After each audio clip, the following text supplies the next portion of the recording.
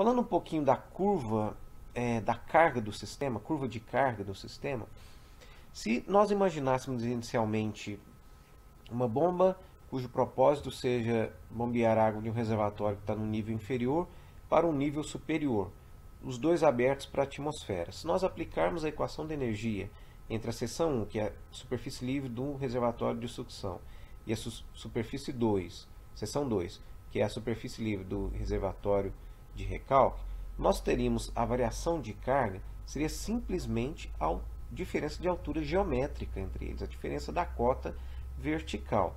Se nós imaginássemos o caso ideal em que não houvesse perda de carga, nós teríamos apenas a carga da máquina seria apenas H2 menos H1, ou seja, o equipamento seria responsável pura e simplesmente para elevar a carga do fluido de H1, que seria o nível 0 da nossa referência, para o Z2, que seria a altura da seção 2, que configuraria o H2.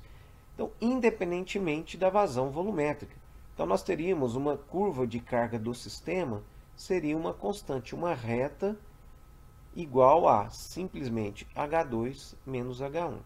Mas na vida real a gente sabe que existe o atrito viscoso, os fenômenos de escoamento da fluidodinâmica e, portanto, a altura manométrica do equipamento não é simplesmente a diferença entre a energia do fluido na seção de recalque e comparado com a energia do fluido na seção de sucção.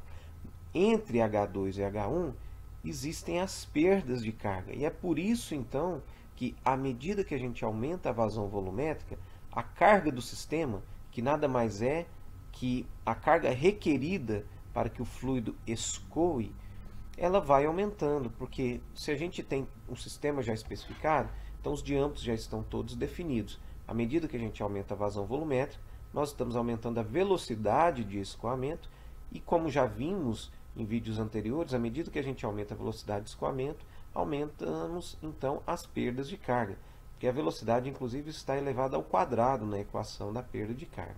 Então, por isso que a altura manométrica do sistema apresenta esse perfil. Ela começa aqui simplesmente com H2 menos H1, que é essa altura aqui, esse valor, mas à medida que a gente vai aumentando a vazão, a curva do sistema, a altura manométrica do sistema, melhor dizendo, ela vai aumentando exatamente porque as perdas de carga vão aumentando. Por que essa compreensão é interessante? Porque exatamente a bomba que nós selecionaremos, o cruzamento entre a curva característica, a altura manométrica da bomba, e a curva do sistema, vai nos dar o ponto de operação.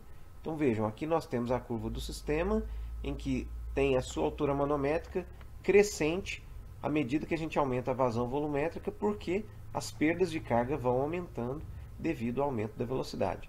Por outro lado, o equipamento, que num primeiro momento não conhece o sistema para o qual ele será especificado, ele tem as suas próprias características, e aquele equipamento apresenta uma curva normalmente decrescente da altura manométrica que ele é capaz de transferir para o fluido à medida que a vazão é aumentada. Então, o cruzamento dessas duas curvas vai gerar o ponto de operação. E esse ponto de operação tem que estar na crista, aqui no ponto mais alto da curva de eficiência da bomba. Vejam que se essa bomba, se essa curva, melhor dizendo, ela é um pouquinho deslocada, seja para a esquerda ou para a direita, o ponto de operação poderia ser correspondente a um ponto de muito baixa eficiência energética, caracterizando então uma especificação inadequada do equipamento. E quando a gente fecha uma válvula parcialmente, porque essa curva do sistema ela é levantada considerando todas as válvulas abertas, mas a gente sabe que os processos eles vão variar. Eles podem ter sua vazão aumentada, reduzida, mas vamos imaginar então que essa curva é levantada, e é assim que tem que ser feito, com todas as válvulas 100% abertas, mas eventualmente, devido a alguma necessidade, uma válvula é parcialmente fechada. O que vai acontecer? Quando a gente fecha uma válvula, nós estamos aumentando a perda de carga localizada. Naquele ponto, o fluido vai perder mais energia do que considerando a válvula 100% aberta. Então, essa curva do sistema, ela vai mudar a sua inclinação, ela vai tender a subir aqui, esse ponto está ancorado aqui. Então, toda essa curva vai tender a vir para cima e para a esquerda. Então, esse ponto, ele vai caminhar para cá. Vejam só, então, que quando a gente fecha uma válvula, o que acontece com a vazão? A vazão exatamente reduz, e normalmente é para isso que a válvula é fechada, e a carga da bomba ela vai aumentar. Mas isso não vai ser problema, porque ela está aumentando a carga exatamente na mesma quantidade que a gente gerou a perda devido ao fechamento da válvula. Então, o que vai acontecer é uma redução de vazão, o aumento da carga da bomba, mas esse aumento da carga não vai ser suficiente para aumentar a potência, porque a propriedade, ou o fenômeno predominante na potência é a vazão, então a gente vai reduzir a potência consumida, mas vejam o que vai acontecer. Essa curva de eficiência permanece no mesmo lugar. Então, esse ponto que no primeiro momento foi especificado para o ponto de mais alta eficiência, com o fechamento de uma válvula, ele vai ser deslocado para cá, porque essa curva vai ser deslocada. Então, o ponto de interseção vai mudar de posição, e quando nós projetarmos esse ponto, ele pode estar numa posição, numa região de baixa eficiência de operação. Então, a gente vai está mudando as características de eficiência do nosso sistema. Mas isso muitas vezes é necessário, e aí a gente tem que assumir esse pequeno prejuízo. E para fechar, eu gostaria apenas de mostrar aqui o exemplo de uma curva característica real. Isso aqui é de um catálogo da Schneider, e é uma bomba que uma vez eu tive a oportunidade de adquirir para um projeto. Era uma bomba. A gente tinha aqui um rotor de 205 milímetros de diâmetro. Veja que ela era capaz de trabalhar com diâmetros bem menores, 162 milímetros de diâmetro. E essa aqui era a curva do nosso sistema. Então, plotando, eu fiz os cálculos aqui da curva do sistema, obtive essa curva, e o ponto de operação foi esse aqui. Qual que era o problema? A gente tinha que ter uma vazão de no mínimo 100 metros cúbicos por hora. E ela não estava dando 100 metros cúbicos por hora. Aqui algumas características, antes de entrar no mérito aqui da variação de curva, vejam só, algumas propriedades ou informações que podem vir. 2 polos, então aqui diz respeito à rotação, por volta de 3.600. A rotação é um pouquinho menor, porque tem os fatores de escorregamento ali, de eficiência elétrica do motor, mas nominalmente podemos assumir 3.600 RPM, 60 Hz é a frequência da rede. Esse aqui é o modelo da bomba. A sucção tinha um diâmetro de 4 polegadas e o recalque 12,5 polegadas.